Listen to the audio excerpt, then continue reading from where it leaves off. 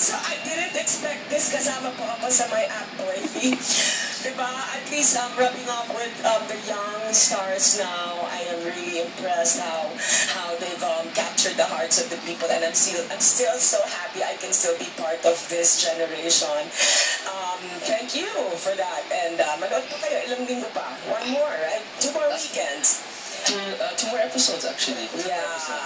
And guys, I have to let you know, James Reid, I like this boy very much. Super gentleman. Can I just say something? Yes, sir. Siguro, hindi ko alam kung kahapon yun, nung isang araw, pagdaan ko sa dressing room, after the performance, hindi ko na maalala kung kailan ko narinig. Meron ako narinig ng mga boses sa likod na sabi, pare, palitan na natin yung concept natin. Thank you, Rolando!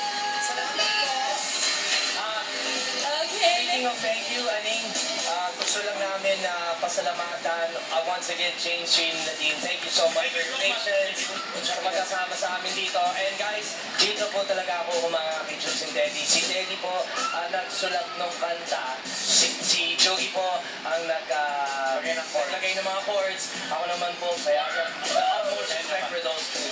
And of course, kaya ka nakaroon ng 90,000 pesos dahil kay Dr. Vitibero, binayaran niya yung mga props namin. Kaya, Dr. Vitibero, maraming salamat.